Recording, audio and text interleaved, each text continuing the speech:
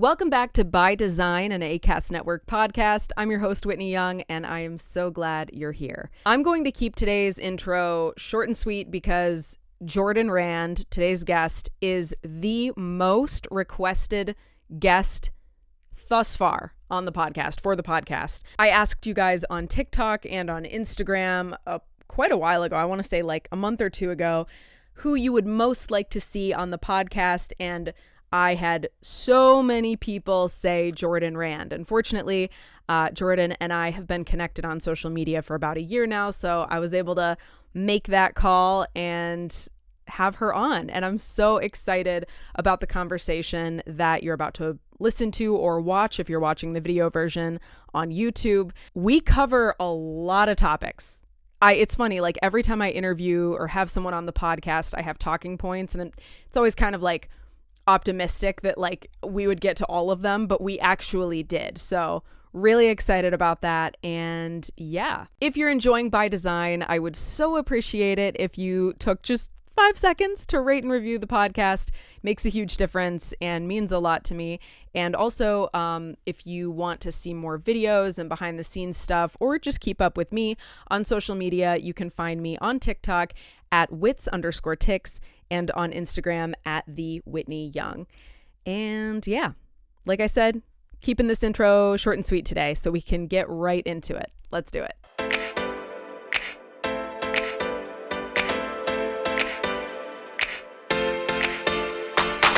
Okay. Oh, we're so cozy and we're in your room, which is lovely. We're here in New York City and Brooklyn. Yes. How does it feel to be the most requested guest? Really? For this podcast? No, Yes. I didn't know that.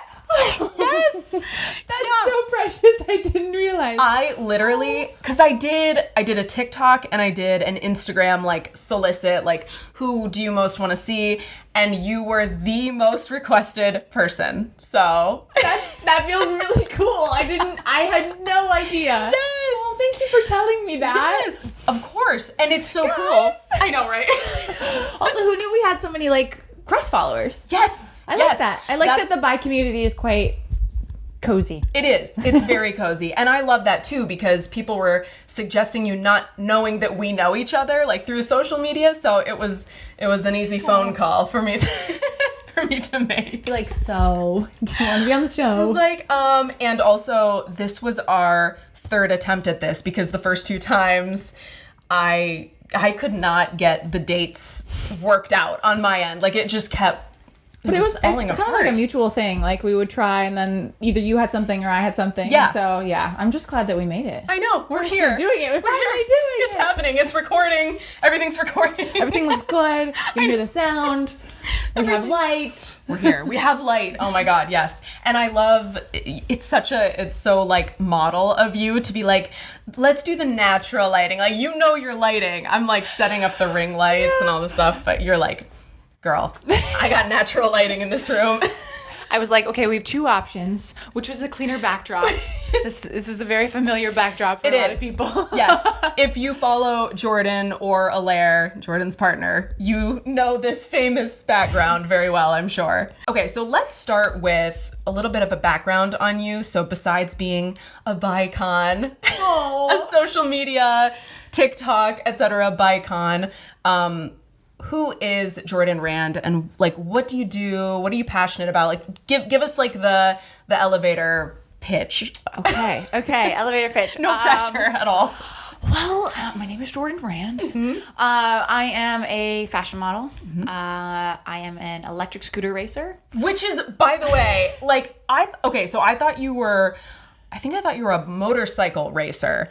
But it's scooters, which is really professionally cool. In terms of like what pays me. Electric scooters pays me. I do also like ride and race motorcycles, but as a hobby. Okay. Like that is it's my passion. I'm an ambassador for Livewire electric motorcycles and working very closely with Ducati more recently. God. Okay. But yeah, professionally, I've never professionally raced motorcycles. Okay. I've done racing schools, and I wanted to, but I started way too late. And in my mind, I'm like, if I can't beat Valentino Rossi, what's the point?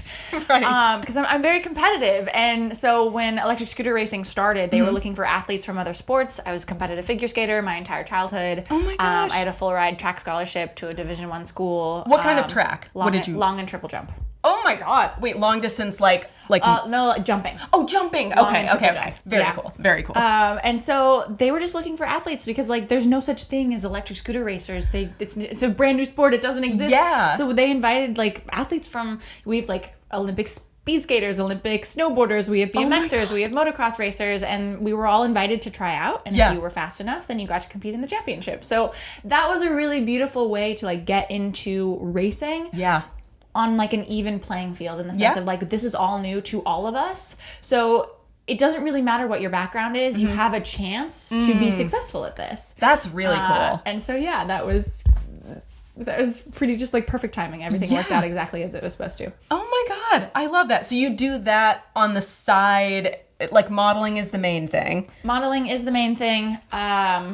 Racing, and then content creation. Content, of course, yes. Just interestingly becoming even bigger than modeling. Like it's such a funny thing. And oh my gosh, I keep saying this because it's such a stark contrast, and I don't think I've ever really talked about this, but the difference between being a model and being an influencer is the way that brands treat you. Because once you have a following, an audience, it's almost like you're like this precious thing that they want to take good care of so that your review of them is very glowing and very positive. Whereas as a model, unless you're a celebrity model, like unless you're Gigi or Bella, if you're just like a working model and you don't have a big following, they're not really worried about you and your thoughts about anything. So it's very different. Like I'm used to finding like the cheapest flights to like get somewhere or like, like if I wanted to be flown somewhere else because maybe like they needed me to fly back early from a vacation or something, I'd be like, is this flight okay? Like it's the cheapest that I could find. And I remember doing this for like a content trip that I was invited to, and my social media agents were like, oh honey, don't mention the price because they're probably gonna fly you business. And I was like, oh wow, business. Business class that's like the ultimate I've made it moment. Like I've only flown business class once, but when I did, I was like, oh, like this is it. This is it. Exactly. It's so luxurious. It's amazing. Especially if you have an overnight flight and you can actually lay all the way down. You actually can sleep. That's crazy. That's actually so true. The only time I think I've ever slept on a flight, like even dozed, because I can't really sleep on flights, but I think I dozed off, and it was in business class. It's so good. And it's funny because it's not really that luxurious. It's just like humane. It's like you actually have a room. Yeah, it's like they feed you. And yes. They're like, here's a cookie. And I'm like, oh my God. Okay, so you are treated with more dignity now that you have this following as a model and a content creator. Yeah, it's just an interesting switch to witness. There was like a meme video that I saw where it was like the influencer was like, oh, you guys are getting paid like billions of dollars for this campaign and you're only paying me $30,000. And the photographer was like, you're paying her 30? I'm only getting paid like 6. And then the model's like, you guys are getting paid? Oh my God. And I was like, that's kind of so real. Yes. It's kind of so real. Yeah, because at what it just point, tickles me. I feel like for a while, like sometimes for years, you have to, I don't know, like you're doing like the trade shoots with photographers and things like that, where it's just like, you're just taking what you can get. Like you said, and unless you get to that point of like Bella and Gigi and Kendall Jenner and whoever. But I mean, I do get paid as a model, like don't get me wrong, and I get paid, I get paid well. It's just that it is just a very funny distinction. Like when I think about how much I can get paid for a post, for example, I'm just like, right. Yes. Okay. Oh, wow. Okay. Wow. You're like looking at them like, are you guys sure? Like this is just. Do you guys want to check that? Because I don't. Can we talk over here? Should there be a comma there, or like, is that accurate? Okay. Yeah. Do you ever deal with like imposter syndrome with that kind of thing? All the time. Mm-hmm. All the time. And my girlfriend and I talk about this a lot because it is such a wild thing of like, oh wow, like who allowed this? Am I allowed to do, like, what do you mean? Yeah. And we also have to like check ourselves because it's like there are so many like individual beautiful people that have made the choice to click that follow button, that like saw a video of either of us and were like, we want to follow you. That is amazing. It really is. And it's a very large number of people. Like when I try to actually conceptualize that, when I think about like full stadiums of people that hold like 100,000 people, I'm like, wait, you're telling me that this whole 100,000 person stadium times 7 is the number of followers that I have across Instagram and TikTok? What? Like, I know. Like I know. I have goosebumps. Like no, I it's a lot when you actually think about it, because it's very easy to be like, oh, it's a number, but no, these are individual people that are following me. Me. I know. No, it's in my bedroom. Making videos. What do you mean? Just like talking about like random observations and thoughts and feelings that you have, and you're like, when you step back and you're like, wait, people actually care about this and are like not only like liking a video or tuning into the video, but following for more. Yeah. It is really, when you really step back and think about it, it's like, That's the beautiful thing, and the thing that kind of changed for me in terms of when I actually started growing on social media was like really sharing my personal life. Yes. I think prior to that, I was always posting like my modeling work or like racing stuff, but it was very like polished content. Yes. And it wasn't very relatable. It wasn't very personable. There was no emotional connection. It was just like, look how cool I am. Right. Which is so, right. It's like fine for a minute, but like you're not going to garner like people's trust and like emotional connection. And that is like something that is so incredible. And I heard, I don't know if you follow Maddie Webb. She was doing an interview and she was talking about the difference between like Taylor Swift's following and Beyonce's following. And like Taylor Swift's following, she has a community. Like people are with her. Like they feel like they are Taylor Swift's best friend. Yeah. Whereas like and Taylor Swift has the biggest community, whereas Beyonce has the biggest audience. Like you see Beyonce in concert and she is performing for you, but you're not like part of her concert. Like whereas Taylor Swift like brings you along the journey of her concert, you know? Like and that is like that's the difference. Like, and I personally would rather, same with Maddie Webb had said this, and I was like, that's what I want. I would rather have a community of people who genuinely care than just have people that I'm like speaking to or speaking at. I don't want to be speaking at you. I want to be having a conversation with you. Yes, 100%. And that's so true. That is so interesting because like there's a lot of influencers and content creators at this point. They're calling it like late stage social media. So we're like advanced, progressed social media. But there's a lot of content creators at this point, and like very much it's divided into two categories of the people that you feel like you know, and you know, this is where the parasocial relationships come in, but like you really feel like you know versus people that you watch from a more like, not, is omniscient the word? I don't know. Just more kind of like you're watching them, but you're not engaging with them and they're not letting you in. They're more like aspirational people that you just kind of watch. I don't know. But I know that resonates more with me. The people who let you in, you know? Yeah. I always want to have like a very aesthetic account. Like I follow a lot of fashion pages and they're always so beautiful. And I'm always just like, gosh, like brands must love working with them because they're so beautiful. And they like have that connection, like that content that just is so visually striking. But like every time I try to do that, I'm like, no, I'm just a goofy personality person. I totally and I'm relate. It's just not going to work for me. Yeah. I try, but no. I totally relate to that. Like as a fellow content creator, I was talking with my management yesterday. This is a total tangent. I love this. We've been going off on a whole tangent this whole time, actually. Like I don't know how long we've been talking for, but we haven't actually talked about bisexuality at all. We haven't gotten into it, but we will. But I'm loving this conversation.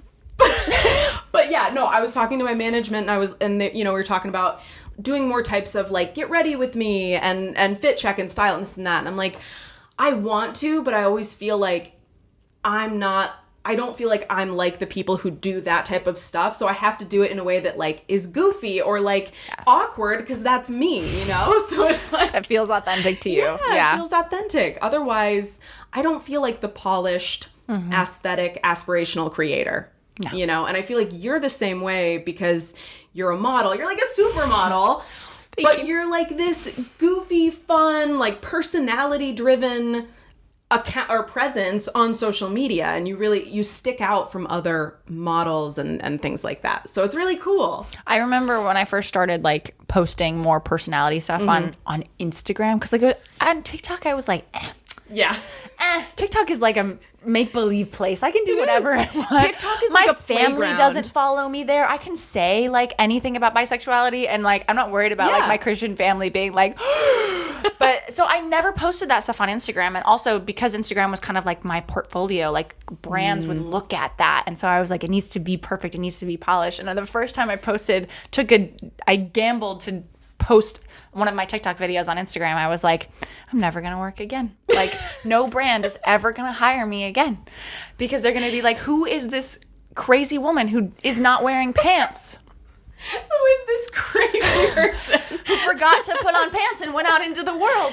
Yeah. That was my first personality video. I remember that one. And I was like, I'm never gonna work again. And that video has like, I don't know, like 25 million views. So I was like, oh, maybe personality works. Yes. Absolutely, as it should. Because here's the thing, like we were saying how there's so many content creators, there's also so many models, and like one way to stand apart is to just be yourself and show that, and then there's actually something for people to relate to. Yeah. You know, which is how I feel like you are, and you know, sharing your life with Alaire, your partner, and all of that. It's just like, it's stuff that actually hits and has an impact. So let's talk about Alaire, since I bring them up.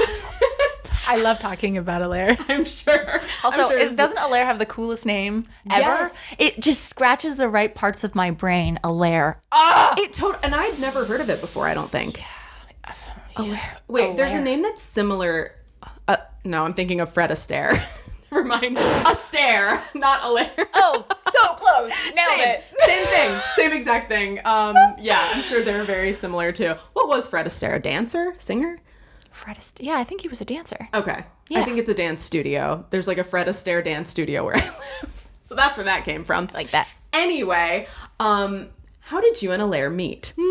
Okay, I love this story. Mm-hmm. It's a very long story, and we each are always trying to figure out ways to shorten it so that we're not dragging people along, because it's a story. Yeah. It's kind of juicy. But who's here? Okay, so Alaire works at one of my favorite restaurants in the city. Mm-hmm. And I would go there all the time and sit at the bar and have dinner. Mm-hmm. And Alaire is a bartender, and that is how we met. Initially, I met our other very good friend, Jay, who also works there. Mm-hmm. First, and I didn't know this, but when Jay met me, Jay apparently left that night and like texted Alaire and was like, hey, I just wanted to let you know I met your future wife. Like, for sure, I met your future wife. Stop, that just gave me chills instantly. Oh my god. Oh my god. Which is, I didn't know that because I'm just a customer who was like sitting there having dinner, and I was like, oh, this is a really awesome queer person and I want to be friends with this person. Yeah. And so I went back to the bar the following night expecting to meet Jay again, and Alaire was there. Mm-hmm. And Alaire already knew who I was, and I didn't realize that, but like when I walked in, Alaire was like, what do you need? You should sit right here. And I was like, okay. And I ordered my food, and they kind of like kept me company. We were chatting the whole evening, and they got my Instagram, and they slid into my DMs that night and were like, hey, I would love to like, and I was still living in London at the time. Okay. I was just visiting New York for like a few days. Oh, okay. And Alaire was like, next time you're in the city, I would love to take you out sometime. And I was like, oh, that is so kind of you, but I am in a relationship. So unfortunately, that is not going to work. And when was this, timeline-wise? This was like April of last year. 2023. Yeah. Okay. So yeah, in a relationship, but I would love to be friends. Like, let's definitely, stay in touch. So I come back to New York for 3 months in September. So I was going to be there from September till the end of the year, basically. Okay. And we hung out finally, like as friends, like with Jay, and started sort of forming this queer friend group that I love so deeply. And like Jay's partner, Renita, who they are just the most incredible couple ever. If you don't follow Jay and Renita, you absolutely should, because they're the ones who made me truly believe in queer love. Like that was like the first time that I saw a queer couple and was like, that's what I want. Like, I just didn't have it modeled like that. Mm-hmm. And a lot of like queer love highlights a lot of the struggle more than the beauty of that queer joy. Yes, the joy. And so I was like, I don't really want the struggle, so I'm just going to stick to dating my men over here. And then I saw just like the most pure love between these two people. And I was like, oh, that is what I want. How do I get that? That's it. That's the secret sauce right there. That's been eluding us. Yes. And throughout that, like, Lara and I started getting closer, just as what I perceived as friends. And then on their birthday, I was like, I want to take a photo with the birthday person. And so while we were taking this photo, we both had a moment where, like, I looked at Lara and they looked at me, and I was like, oh, shit, are we about to kiss right now? Like, it was just, it was like one of those moments where, like, sparks were flying. Jay was taking the photo, and Jay was like, I don't think I can watch. They were just taking the photo, but they were like, I'm gonna look away because I just feel like this is a moment you guys are having. They're like, should I leave? I panicked. Like, I literally gay panicked so hard I just dropped to the floor and like sat there for a while and just like couldn't move. Alaire like left the room. I don't know what happened. And then Jay comes over to me and is like, so what the hell, are you and Alaire gonna kiss or what? And I was like, I have a boyfriend. Oh my god, I can't. However, my partner and I have been talking about maybe being open, maybe exploring polyamory, and so I can't do anything now until I have a conversation with him. Right. But I will go home, have a conversation, and if he gives me the okay, if like we're both comfortable with this, then like I'll have a conversation with Alaire and see if Alaire is comfortable with that.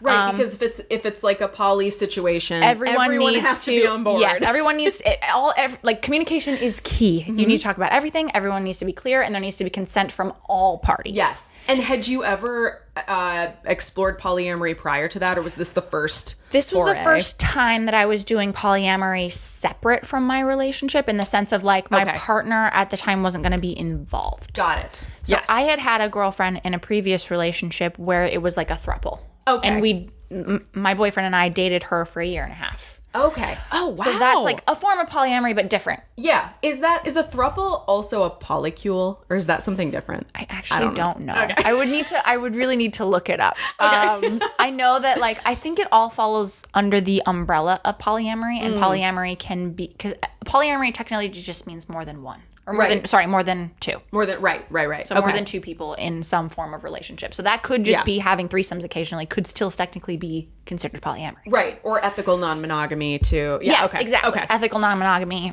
exactly. So you had the conversation. So we had the conversation.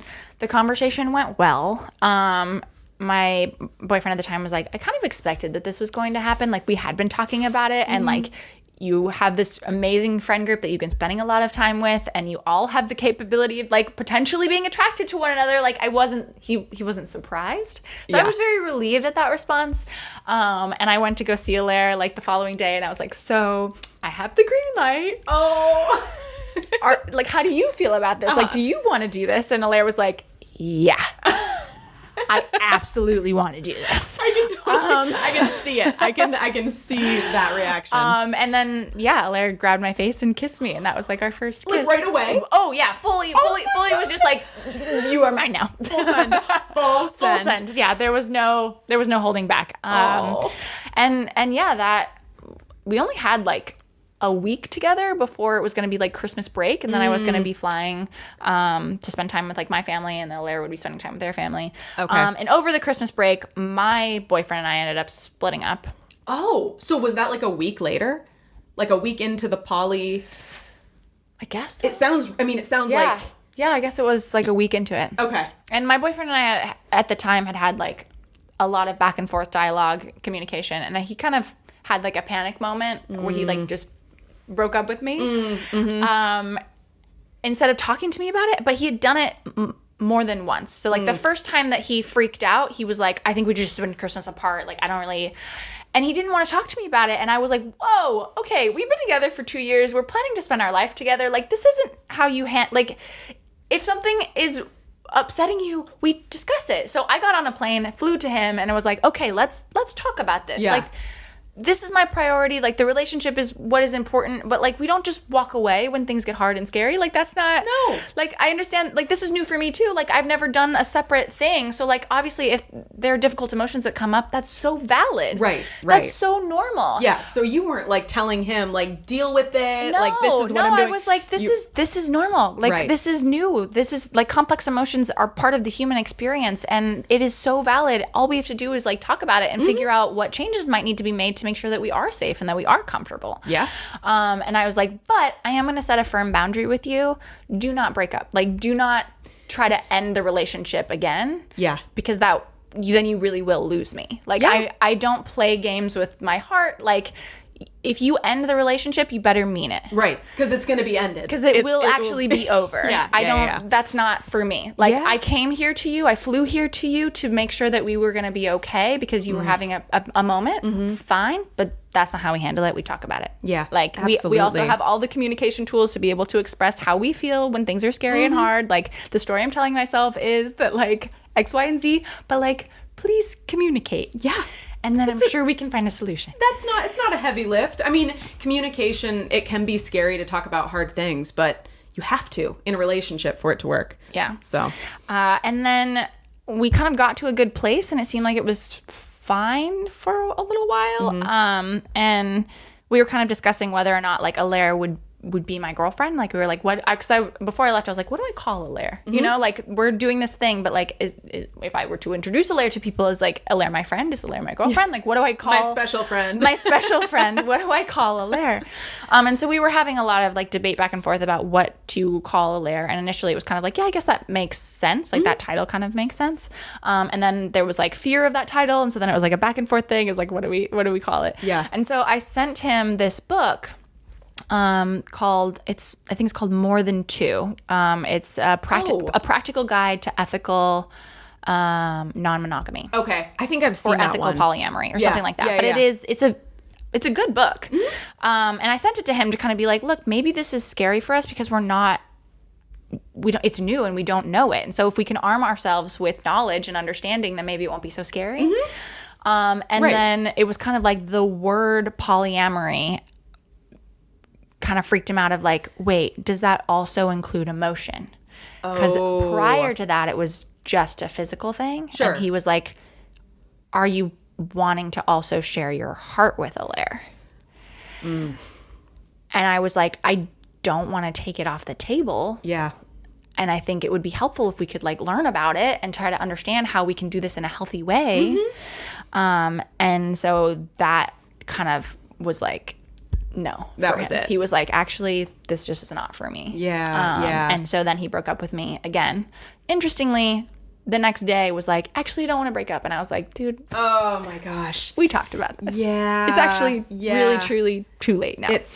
And then also, I really wanted Alaire to be my girlfriend. And I was like, I do feel like I do want to have emotion on the table because, like, I was having feelings for Alaire. Well, you were also friends first. We were friends first. And so had so it was like, I already care deeply about this person.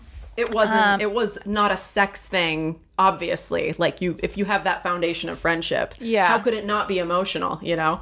And so that was, so then that relationship ended and I was like, okay, well, what I wanted was for Alaire to be my girlfriend anyways, and I guess now I'm free to do that. So yeah. Now Alaire's my girlfriend. Yes, now they are. I wish Alaire was here. I wish Alaire could, like, pop in and just and do like I know they're at work and it's killing me. What time do they? I'm guessing late because 8 bartender. 8 p.m. Oh, that's not bad. It's not too bad. So if you're still here, I mean, we can, just keep going. Somehow you'll be able to edit this down to, like, an hour. If I'm still here, this would be 3 hours from now. If I'm still here, Alaire but Alaire does want to meet you. So you're more than welcome to stay. Alaire's going to make dinner. I'm sure they can make dinner for both of us. Alaire's a really good cook. I'm very, very lucky. That is so sweet. And so, yes, with our relationship, there was a period at the beginning where it was, like, very difficult. We were still long distance because I, like, was still technically living in London. Right. So we were doing long distance for, like, 4 months. And I was also... I think that long distance in a way was, like, healthy because I was also processing the loss of that relationship. And it was feeling the duality of emotion of, like, being really happy that I was falling in love with this incredible human being while also being really sad at the loss of the life I thought I was going to have. And this is part of the human experience, to be able to feel completely opposing emotions at the exact same time. Absolutely. And to like not try to shut down one or the other and allow space for both to exist.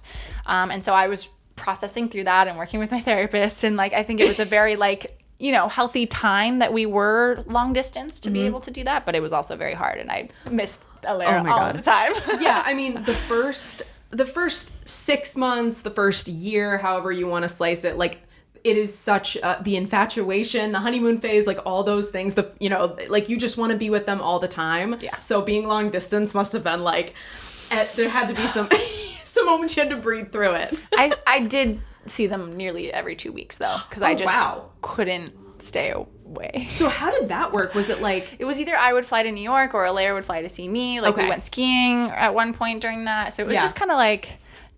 we just kept calling them like stolen moments. It was like, oh my God, there's a break in my calendar, I'm coming. Or or vice versa. They came, to London to visit. Stolen moments, I love that. It was precious. It was really good. And then, I moved back to New York. And we've been together ever since. I love it. And you have not, I know this from TikTok, you have not officially U-hauled or moved in together, but there's like an asterisk, right? There's a footnote. I mean, like, not officially. Not officially. How many nights? I think Alaire, was it Alaire or you that posted? Alaire that posted a video, was like, so how many nights has it been? 2 nights at their apartment since you've been back, which has been, what? 4 months? 4 months? Yeah, since May. Sounds about right. Sounds about right. In that time, they spent 2 months at their place. But technically, I still have my apartment, Alaire still has theirs, so we don't, on paper, we don't live together. They're still paying rent?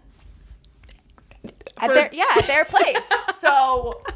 No, we did not U-Haul. Absolutely. Why would, no, you would never do that. Never. Are there any plans of? So we said for at least a year. Oh, wow. We'll keep our separate apartments for at least a year. Yeah. I think that's a healthy sort of baseline. Like you do need that space. Like you know that it's there and you're choosing to be together rather than like, well, we literally live together. Right. So it's like there's literally no choice. Even psychologically, even if you are spending all of your time together, just psychologically knowing that like you still have that space. Yeah. If you need it. Yeah. Does change the dynamic of the relationship, because it's not like, okay, well, I guess I have to deal with this because we live together now. Like, right. Yeah, you don't want it to be the I guess we'll hang out. I guess I'll deal with this. No, I love that it's still like a conscious choice that like, no, I want this. Yeah. Every single day. And like we have regular check-ins of just like, hey, like how are we feeling about this? Like should we spend more time at our respective places? Yeah. And both times we're just look at each other like, no. No, thank you. Who needs personal space? Not me. No, that is, that's so funny. That makes me think of just you saying that, of like that you guys do the check-ins and things. There's so much communicating, in my experience, and maybe you'll agree, in queer relationships versus what I've experienced in relationships with cis men, straight cis men, whatever. Do you find that difference as well, of like open communication? My previous partner was actually fairly good at communicating. He had a degree in neuroscience, and so like understanding like the way that they're like and like for me, I studied psychology, so like we both had like a very keen understanding of like the human brain and like how emotions work. So that was actually like one of our bonding things was like talking about emotions and talking things through. Obviously not when things got hard and scary though, because he dipped. But in previous relationships I definitely found that to be a huge struggle of like trying to not be gaslit. Yes. The bar is on the floor. Bar is in hell. Let's be for real. The bar is in hell. Because being gaslit is horrible. And that was no, I don't like that. No, immensely traumatizing as well.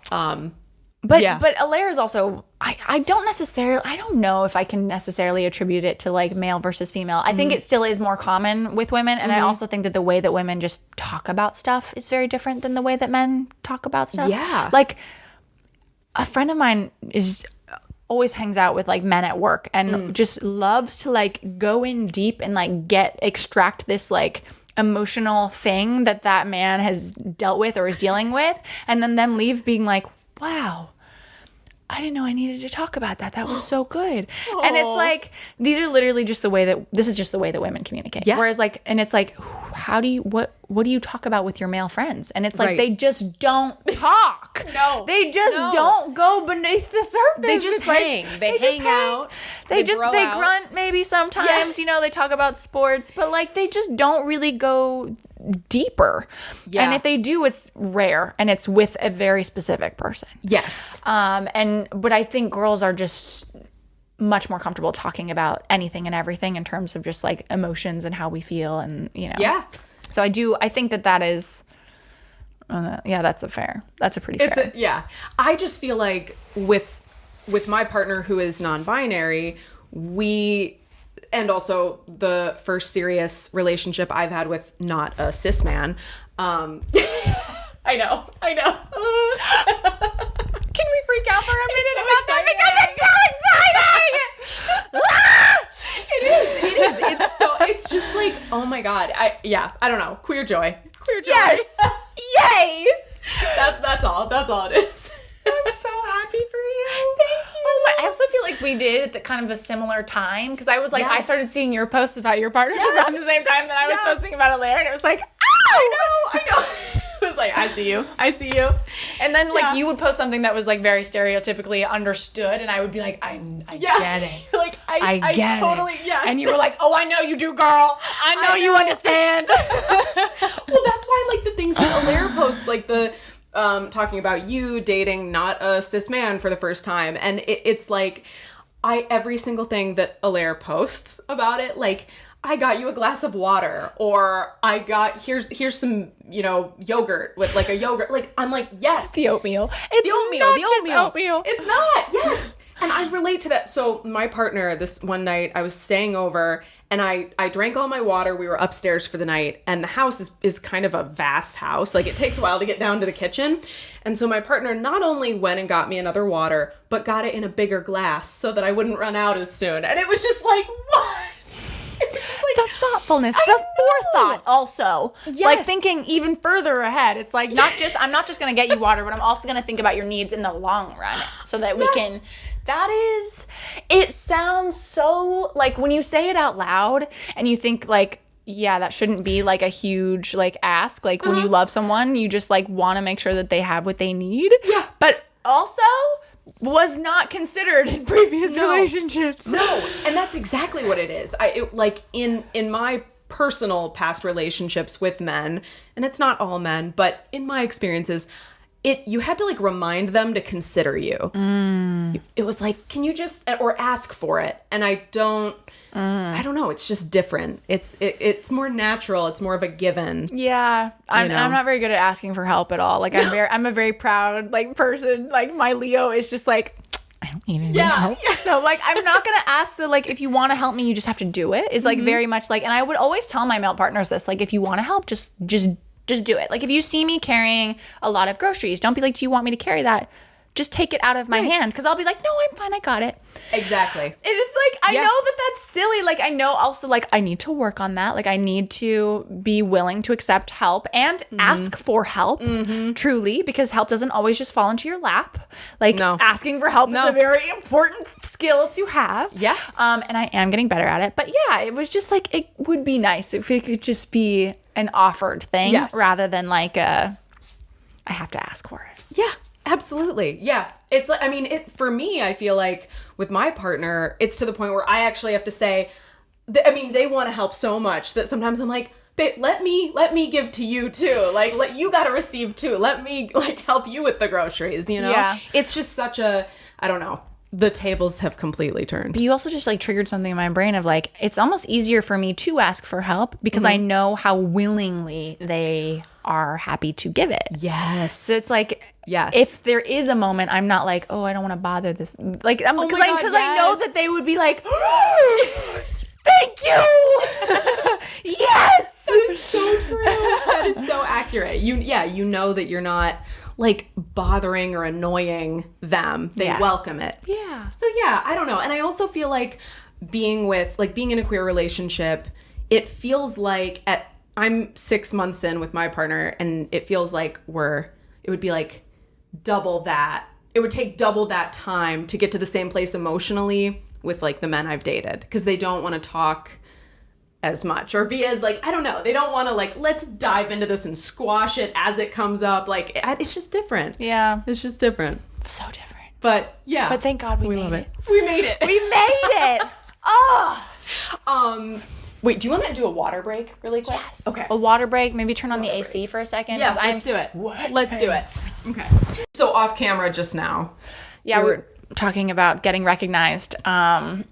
You and Alaire have been recognized. Yes. A couple times, a few times. Both separately and together. But it really does mean a lot when someone comes up to us and is like, thank you so much. Like, your content genuinely like has made a difference. Like, for me, I've had people tell me that like I helped them come out to their parents. For Alaire, like they've received messages from people being like, you made me feel confident enough to like shave my head. Like, I've wanted to do that for so long and I never felt comfortable or confident doing so. And like, you just showing up as your authentic self has like completely given me the confidence to be myself. And I'm like, that those kinds of interactions truly mean the world to me. Like, when we make our content, I don't know if it's the same for you, but like when I put a video out online, I never really know how it's going to affect people. I don't really know how it's going to, like, to me, maybe it's just like a silly video, but for someone else, it might actually mean the difference between them loving themselves or not. And that's that is a huge thing. Like, I still, I mean, actually,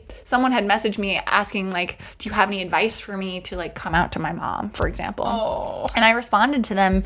And at that time, I still hadn't even come out to my mom yet. Oh, wow. And I was like, whoa, okay, this is like I'm like, I don't know what gives me the authority to give this person advice because I haven't even come out to my mom yet. You're like, I'm trying to figure this one out. But I'm showing up online as my authentic self. Right. So that exudes some sort of confidence that someone is like, okay, well, if you have that and you're that confident in your queerness, then like surely you can help. Yeah. And I just had this idea like that popped into my head of like, okay, how would I want to do it? And I had just watched the TV show Heartstopper. If you haven't seen it, I highly recommend. Oh, it's so good. Oh, the queer joy, it's so precious. Oh, it's so good. Anyways, there's this scene where maybe you can even like overlay the scene. I can send it to you, like insert it so that people can see the scene. But basically, Kit is one of the main characters. He's bisexual. He comes out to his mom, and his mom's response is so beautiful. She says, she gives him the biggest hug, and she's like, "Thank you so much for telling me. I'm sorry if I ever made you feel like you couldn't tell me. Oh, God. And I love you so much." And like, I bawled my eyes out when I saw that scene because I was like, this is all I've ever wanted from my mom. Seriously. And so I was like, maybe you can show this scene to your parents because it will kind of come out for you, but it will also model what a supportive response from a parent looks like. Because 100%. I think parents are oftentimes really confused or scared, or they just don't know what to say, and so they accidentally say the wrong thing. Like, even if they're trying to be supportive, they can accidentally say the wrong thing. Like, the "I love you regardless" comment of like, even if you killed someone, I'd love you regardless. It's like, well, I don't think being gay and committing murder are like, you know what I'm saying? Like, maybe not. No. But it's like, it's done from a place of love, but it still can be hurtful. And so I just feel like those three sentences, like, I love you, like, thank you for sharing, I'm sorry if I ever made you feel like you couldn't tell me. And like, it's like, that's all anyone wants to hear, really. Absolutely. And so I sent that to her. I don't actually know if she took the advice or not, but then afterwards I was like, that's really good advice. I should take it. I'm going to use that. And that is exactly how I came out to my mom. Is it really? Yeah. When was this? Last summer. Oh, I literally just came out like a year ago. So so it's summer right now. Okay, so last summer. It was on my 30th birthday. I was like, okay, if I can't come out to my mom at 30. Right. What are we doing? Right. And that is not to say that if you haven't come out yet, that like there's no timeline. Timing is like perfect, and whatever feels right for you is right for you, because you have to feel safe to do so, and like everyone's situation is different. So like that was just my personal experience growing up in a Christian household and like really feeling like I couldn't come out to my mom. that it just took me that long to feel like, okay, I can do this. And it was like a pretty big lead up, I feel like, me starting to talk about it on TikTok, you know, feeling like that was a safe space. It was just like my little like safe bubble where I could actually be my authentic self. Yeah. But that started giving me the confidence to be like, oh, okay, well, maybe it is kind of okay to be myself. To then, getting to the point of like, okay, like I'm 30 years old. Like I kind of want my mom to know who I am. And I think that once I had come out to my mom and I had started posting on Instagram, I was like, I think I could actually have a relationship with a woman or like someone who's not a man. Yeah. For the first time. Because I think psychologically that was a really big roadblock for me to even consider going on a date with a girl or approaching a girl or just imagining it, because it was like, well, if I can't bring her home to my mom, then like it's a fake relation, you know, like it's just gonna it's like, is it gonna go anywhere, you know, like if I don't see myself living that life, then what's the point? And I don't want to break anyone's heart, and I don't want to lead anybody on, and so I'm just like, I'm not gonna, like, if it's not gonna be for fun, then I won't even go down that road. Right. But once I came out to my mom, I was like, oh wait, so if I brought home a girl, it wouldn't be a surprise anymore. You know, like, it's out. The cat's out of the bag. Yeah. So how did your mom take that?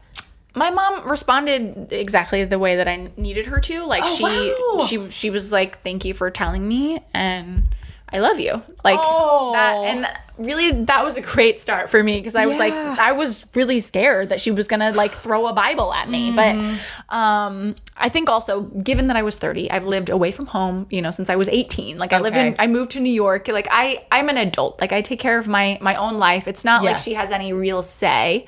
And my mom does value having a relationship with me. And so I know that for her, it was like trying to convince me otherwise wouldn't have been wise in terms of maintaining a relationship. No.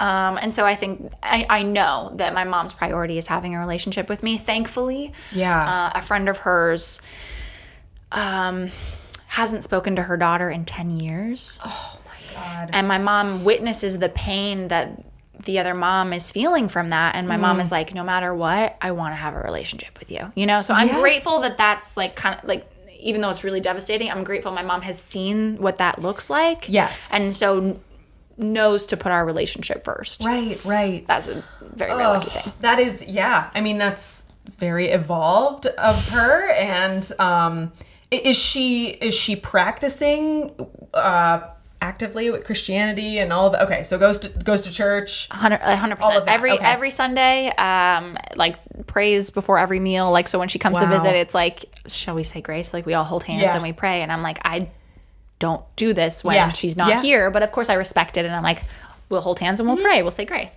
But yeah, it's still very much a big part of who she is. And I'm grateful for it, because like it makes her a beautiful human being, like inside and out. And she's taught me some really great values as a result. And like, I wouldn't change it about her at all. Like, I respect her faith just as much as I hope she can respect my choices. And yeah, I think it's just kind of ultimately at the end of the day, I just wanted to know she was happy. I was happy. I'm like, I don't need you to go against your religion in order to like accept me, you know? But like, I don't need your acceptance necessarily. I just want to know that you as my mother are happy that your daughter is happy, you know? Yeah, right. That you see my joy and you're like, I'm happy that you have a smile on your face. Yeah. Like, that's all I really need. That's a really great way to put it, because it's like, I mean, obviously we all want to be accepted, not even accepted, but embraced and celebrated for who we are.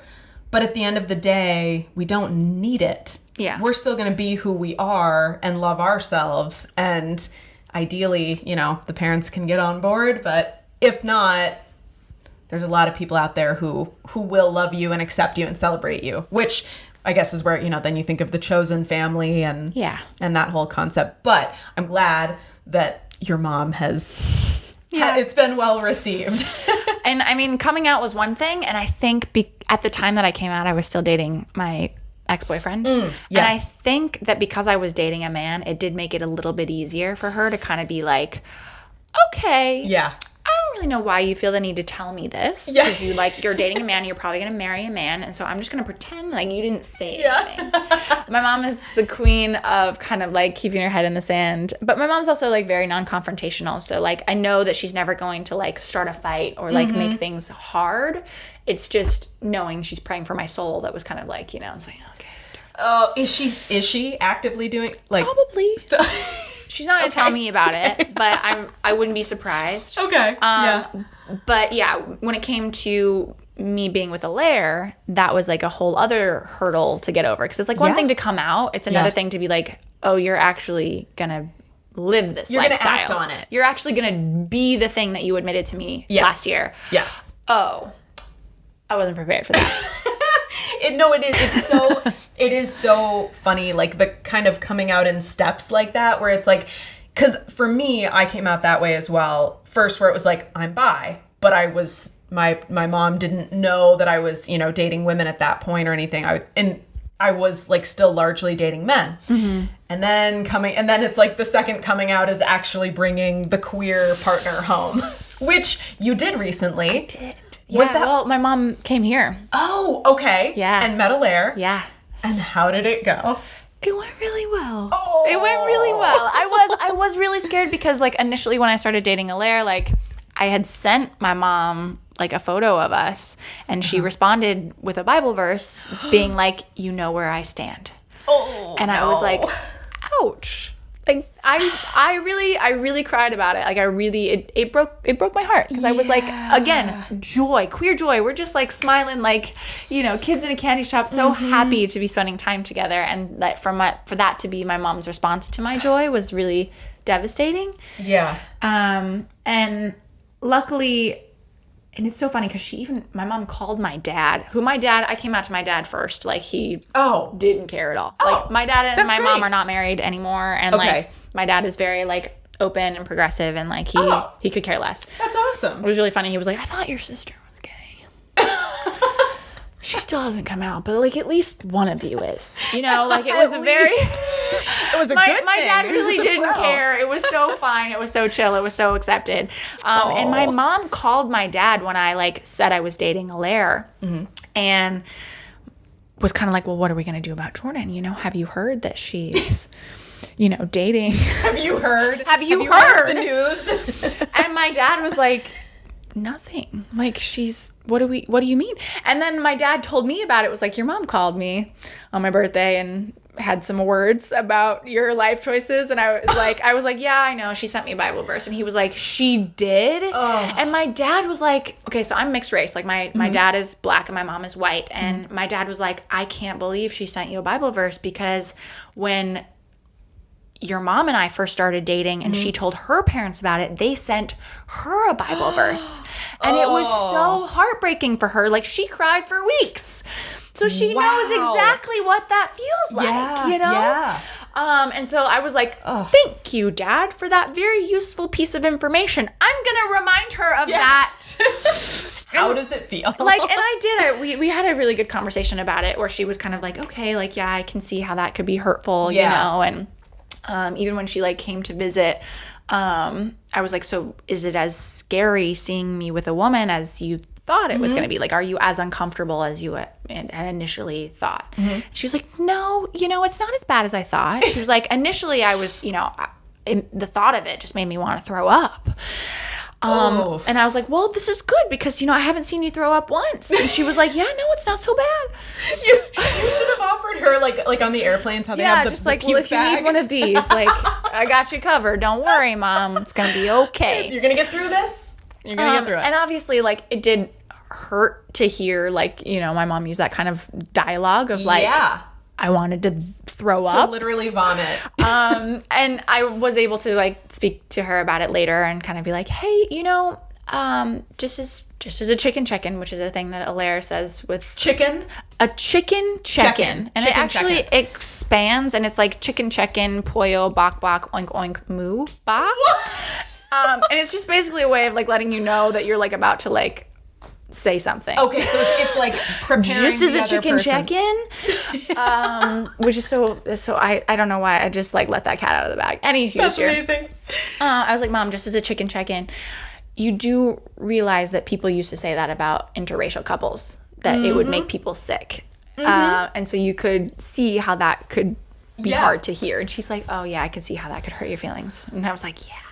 She's like, okay, I'll try to be more mindful of that. You know, so it's like, I'm really grateful that my mom was actually very ahead of her time in the life partner that she chose. Yeah. So that she can have that understanding. It's just really funny how it's like, it doesn't, the dots don't connect until I connect them. Yes. But it's like, we're the same person actually. Yeah, right. Right. The same type of challenge or whatever that, you know, you've faced with these relationships, just different generations. Interracial marriage used to be illegal the same way that same-sex marriage used to be illegal, you know, like that is insane. When did interracial marriage become legal?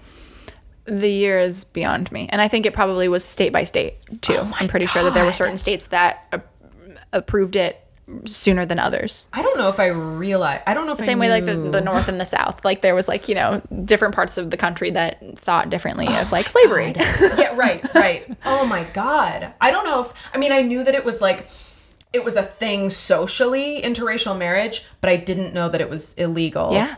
In recent history, at least. That's shocking. Yeah. That makes me want to throw up. Not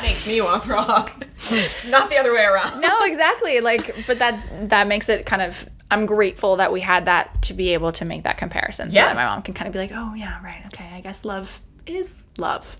Love is love. Love wins. Wow. Yeah. Okay. So pivoting a little bit, speaking of your dad and you're half white, half black, biracial, bisexual. Do you ever feel, this is something that I've heard a lot of bi people make this comparison of, they'll be like, I don't feel like I fit into either community fully, the LGBTQ plus, queer, whatever, or the cis het, because you kind of get this like rejection from both sides. And I've heard it compared to the biracial experience of feeling kind of like you don't fit into either community. Do you like, what are your thoughts on that? That's very real. Yeah. That's a very real thing. I think for me, it was like, I spent a lot of time hiding on both sides, both the queer side and the half black side. Oh, wow. Hold on one second. I just want to, this is the thing. This is the one where I had like notes written down and I was like so excited about it. I just want to make sure that I absolutely remember how I wrote this. Yeah. Okay, so for me, I spent a lot of time hiding from both and leaning towards whatever was considered societally favorable. Sure. So being white was more favorable. Being straight was more favorable. And I watched a video recently of a white woman. She was on stage. She was addressing a white audience. And she asks the audience, would you be happy to be treated the exact same way that black people are treated in society? And if so, please stand up. Wow. No one stood up. And she was like, wait a minute. Maybe you guys didn't understand the question. Would you be happy to be treated the exact same way that black people are treated in society? If so, stand up. And again, no one stood up. She's like, the reason you're not standing up is because you know that there's a difference. And you know that you wouldn't like it. Yeah. And yeah, it's a really, like, it really puts things into perspective. And I think subconsciously I knew that too. So I really leaned into my white side. And subconsciously I knew the exact same thing about being queer. I was like, it is not going to be as societally favorable to be gay. Right. And if I had the choice, right? Like if you're bi, you're somewhere in the middle. I'm like, I can kind of, like, you can't choose it, but like, you can maybe lean. Yeah. And I was leaning. You were leaning so heavily. Same. Into the white side. I was straightening my hair. I would wear kids SPF 100 to not get a tan. I wanted to look as white as possible because I knew that would be more favorable. I wanted to look as straight as possible and not let anyone know. Always dating men. Gonna, be traditional, marry a man, have kids, do the whole thing. Because that was what was going to get me further in society. And I knew that. So if you have that choice, why would you choose to be the opposite? Choose to be oppressed. Choose to be discriminated against. Essentially. Yeah. And fast forward years later, thankfully, I've done a lot of work on like healing some of that internalized racism and unlearning that internalized homophobia. And I have learned that it is so much better to essentially not be everyone's cup of tea. You know, like you don't need to be what is societally favorable. It is better to have a small group of people that get it. Yeah.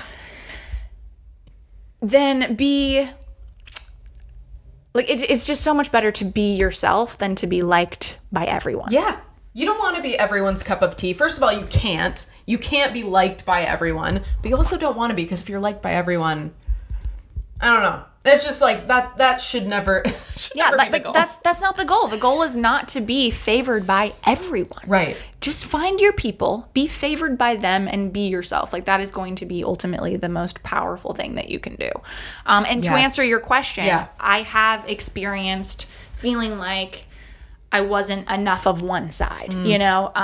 When I started leaning into my blackness, there were definitely people who were like, black people who were like, girl, you're white. You can't even wear those braids, you know? Like, that is cultural appropriation. Like, what are you doing? And I'm like, I have an actual afro.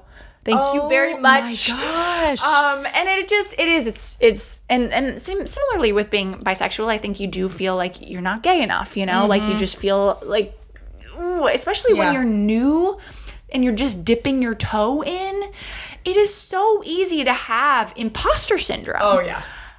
I had so much queer imposter syndrome. I'm like, I'm definitely not gay. Especially when I was dating men. I was like, oh my God, people, I felt like I was doing it for attention. I felt like I was, you know, like I really, but that was probably when I was the loudest about my bisexuality. It's like, no, I swear I like women. Yes. Ignore the man over here. He's the exception, not the rule. Yeah. No, but and that's so interesting too. Like, the overcompensating and the methods that we use to overcompensate, especially as bisexuals. Like, I know for me, I went through this period of like, I kind of started dressing like soft mask, and I'm not soft mask. Like, I definitely have like a tomboy side, but I'm not a mask, you know? Yeah. So it was like, I was conflating that gender expression with that'll make me more queer or more validated and like accepted by the community, because, you know, we still, in 2024, you tell people within the community that you're bi, and we still get a lot of like, okay. Yeah. Right. I mean, I definitely, one of my most common comments from lesbians specifically is like, oh, that's so cute. I remember having a bi phase. Oh, God. Don't worry, honey. Lesbians around the corner. Right. You know, like, I went through that. Like, the bi erasure is so real. Like, it is. That's the frustrating part. Is just like not being believed. I think bisexuals, bi and pan, have to work the hardest to be believed in our sexuality. Like, if you're dating a man, you're straight, and if you're dating a woman, you're a lesbian, or it's a phase. And it's just really hard to be like, no, I swear, like, believe me. No, it's so true though. It's so frustrating. Like, I used to have this joke when I was single that was like, the only way to win as a bisexual is to stay single, because then the jury's still out. It's like, if I'm not with anybody, you know, true. But if you're with a man, then it's like, okay, you're just straight. If you're with a woman, you're a lesbian. It's like, never, like, just not being understood, not feeling seen, not feeling all of it it's so frustrating. And I think you get to a point, hopefully, where you are secure in yourself, so you don't care as much. But when you're first, like, coming out and coming to terms, that's when it is angsty. Well, but that is the thing, is like when it's new. And again, it's about like, you want to be received by this larger community. Yes. But it's also, again, it's like the goal is not to be liked or received or favorable by everyone. Yeah. Just find your people, because I have a great group of people that are like fully like, no, we see you, we get it. Yeah. And that does make it so much easier once you find that group of people, so that, but true. When you're first starting to dip your toe into that pool, you're just like, oh, but I'm getting a lot of pushback. Am I allowed to be here? I know. Can I be here? I don't know. It is, and I feel like on Women Loving Women TikTok in particular, there's still a lot of noise by certain people, not all, but there are like certain lesbians who really like to go at it about, bi women, and just, it's just exhausting at this point. And then if you call that out, you're lesbophobic, and it's like... Is that a word? I've never actually heard that. Lesbophobic? Yes. When I've made TikToks about biphobia and biphobic behavior, I've been called lesbophobic, which is such a gaslighting move. Like... How does that work? What? That's like... No, but like, what, I actually don't understand like actually it. Like, buffering. Can you explain lesbophobia to me when defending biphobia? It's not a fair argument, but if in the past when I've called out biphobic behavior, it's like, no, I'm not biphobic, you're lesbophobic, and they're just turning the tables. But I'm not woman hating, you're man hating. Yes, exactly. Yeah. So it's frustrating because I feel like that's something that still remains quite pervasive on, like on TikTok, on social media, is this acceptance of hating on bi women. And it's okay because like bi women, the idea is like, but bi women like really do suck. So it's like, it's fine that we talk this way. And I'm like, what? I don't know. So I don't know if you're privy to that content at all or if that comes up for you, but... I mean, I think maybe less so. That's nice. Which is nice. I'm like, thank you, algorithm, for not showing me that, because that sounds super triggering. I know. I feel like I'm just looping you into this like toxicity awful. I mean, I have had it on like a couple of posts where I'm like actively defending this topic for queer, for bi and pan followers, but it is, I think it's severity. Yeah. I'm just like, can we just all just be friends, please? Yeah, that's how I feel. We have enough hate outside the community. We need to just stop the division within the community. I am grateful though for like the queer lesbians for the lesbians that I have in my life, because I feel very seen and I feel very safe and I feel very welcomed. Like, I saw a video yesterday. Oh my gosh, what is her? Anyways, the point of the video was to say that like, should lesbians accept bisexuals? And it was like a very triggering opening. Oh my God. And I was ready to go off but she did that intentionally, obviously, to like get people to watch. But her stance was like, lesbians have the right to not necessarily connect with all bisexuals in the sense of bi culture, like straight bi culture specifically, is very different than lesbian culture. And if your cultures don't mesh, like you have the right to be like uncomfortable in a dating scenario with another bisexual who is very straight cultured. I agree with that. And she said you cannot refuse to almost educate and or welcome straight culture bis into like lesbian or queer culture bis. Like at least welcome them into the fold as a friend, and show them the way. Don't shutting the door on them is wrong. You don't have to be like, I want to be in a relationship with you. Because you're still very like straight cultured, and that's kind of uncomfortable for me. But like, I'm still gonna welcome you into the fold and be like, this is what our queer culture looks like, and this is what we love, and this is what's so beautiful, and that is really powerful. And I'm grateful that I've had that with my queer friends who have welcomed me from my straight culture bi into their queer culture bi, and now being like part of it and being like, thank you so much for giving me the opportunity to learn. And now I do have a beautiful relationship with a non-man that I have never been happier in. But I think a lot of people confuse the two.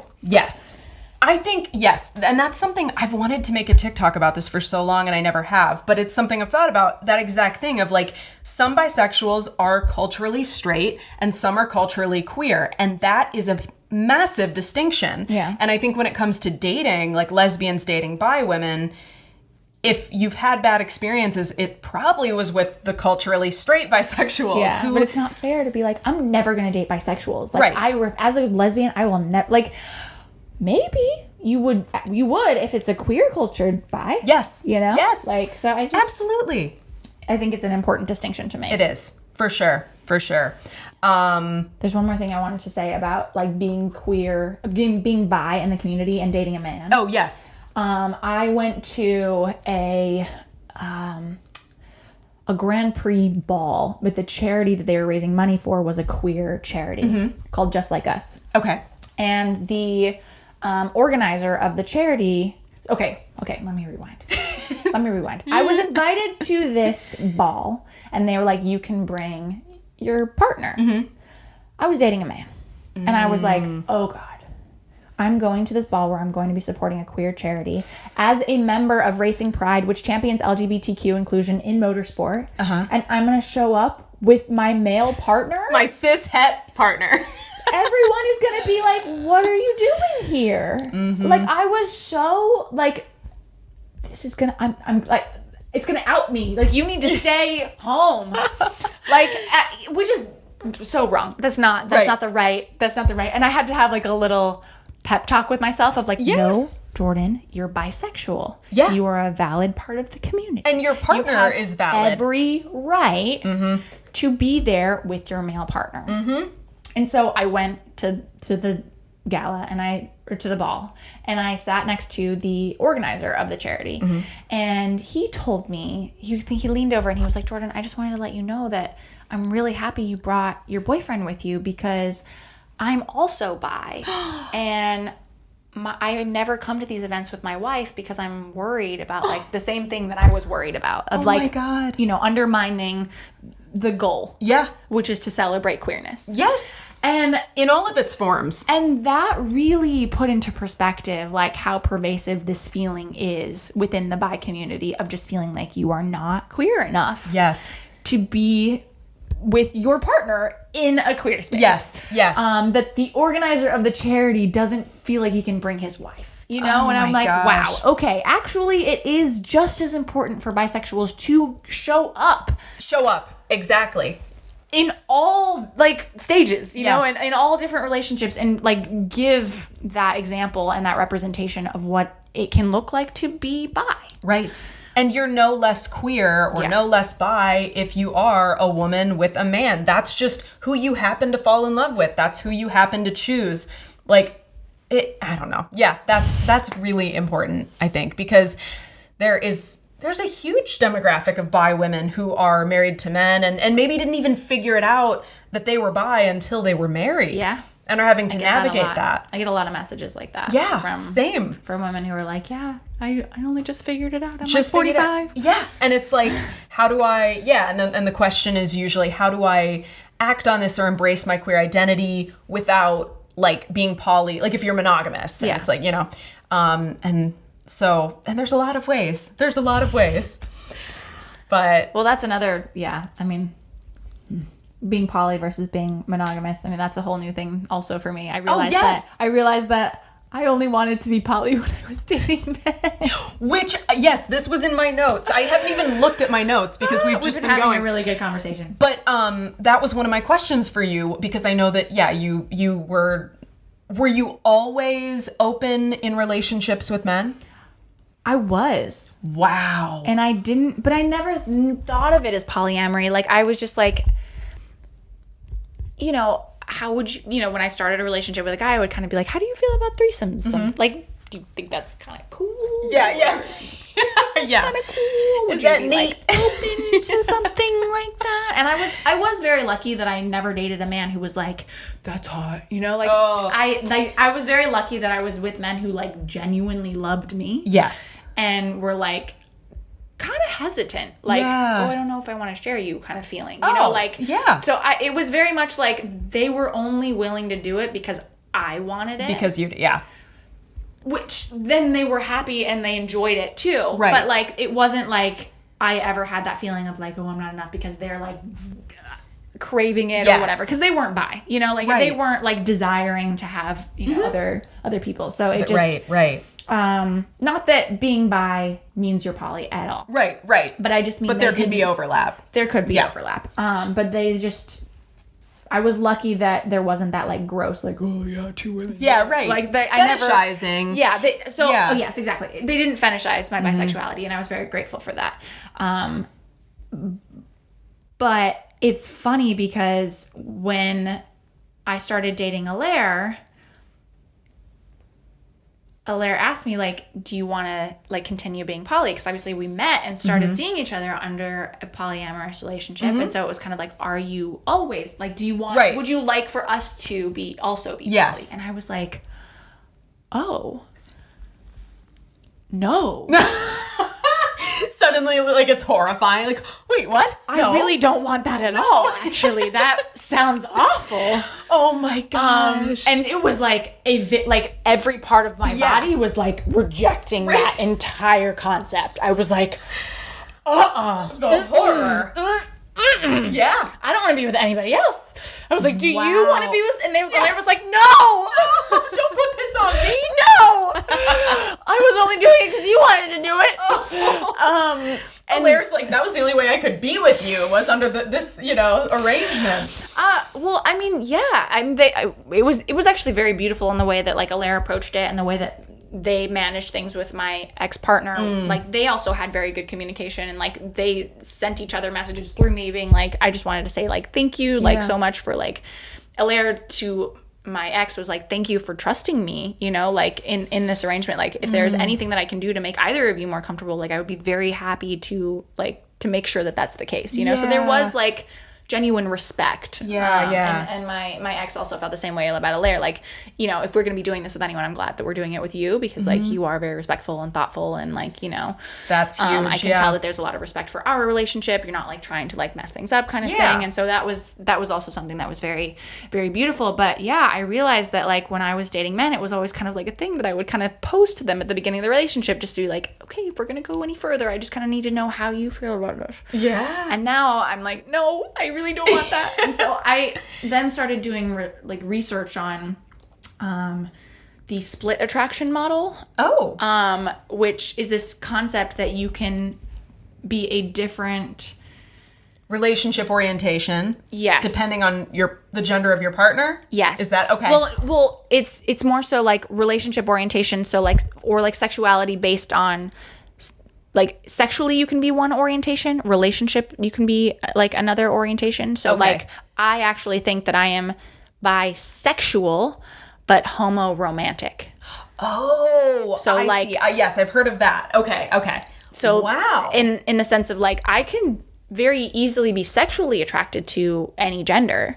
Okay. But I think in terms of, like, where my heart actually lies, like, I think I'm much more gay than bi. Because that question of, like, realizing I only wanted to be polyamorous when I was with men was like, oh, that's so interesting. Well, what's interesting too is that when you were with men, you felt like you were maybe missing out on something or not fully living in your truth and, like, your identity. Yeah. But when you're in a queer relationship, nothing is missing. Nothing is missing. That is, oh my God, that's fascinating. I'm like, everybody's checked. So I'm so good, actually. I'm not, there's nothing else that I need at all. And that was really eye-opening for me. I was like, oh.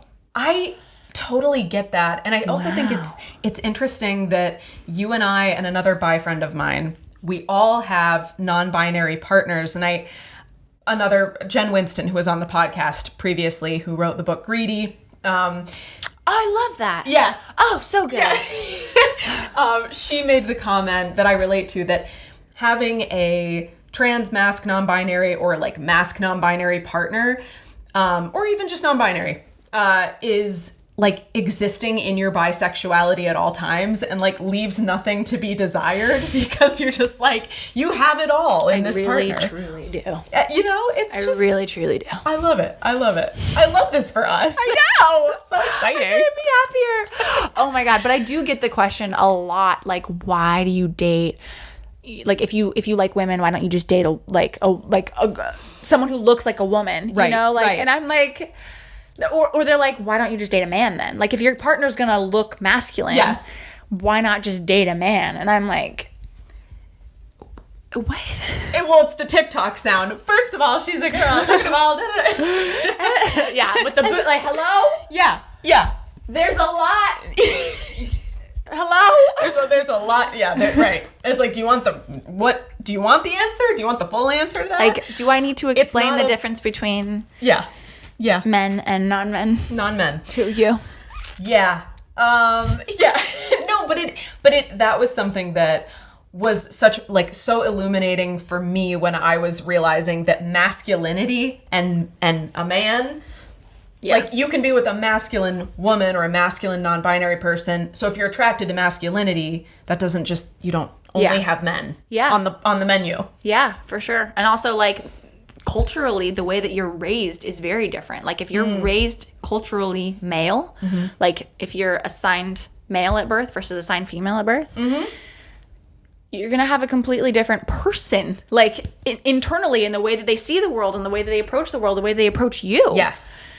Is so different, and it cannot be underestimated. Like I, at this stage, would much rather date a trans man than a man because they were culturally raised female. Right. So their approach to the world is going to look very different than a cis man. Yes. And there's an understanding and a shorthand that you have with a non-man, but then you have like the best of both worlds if you're attracted to masculinity, where if you end up with, again, like trans man, trans mask, whatever, like you're like, oh, you get my experience, you understand what I've been through because you were raised the same way, but you have all the qualities that I'm attracted to, which is masculinity. It's just amazing. And like none of this was an option when I was growing up. I didn't know about any of this. You were like, you have to choose one or the other. Yes. Yeah. And it wasn't working out. There was a middle ground. Huh? I had no idea there was a middle ground. But I think also I'm like, maybe that's part of the reason why I like didn't necessarily see myself with like marrying a woman or like, because I was always just envisioning this like super feminine like woman that I was like, and also like with I also am very tomboyish. Like I'm not like 100% girly and I'm not like 100% mask. I'm just like kind of like somewhere in the middle. Mood. And I found it interesting because when I was attracted to very girly women, I then took on the more masculine role. Same, yeah. Which didn't necessarily feel true to my identity. It was like an act. It's interesting. Yes. But it was also an act with men to be more feminine. Oh my God. So it was like I was always acting. Yeah. And now I feel 100% myself with my non-binary partner. I'm like, this is great. You're just showing up. Yeah. It's like Goldilocks. Like, you know, like this porridge is too hot. This one is too cold. This one is just right. It's so true.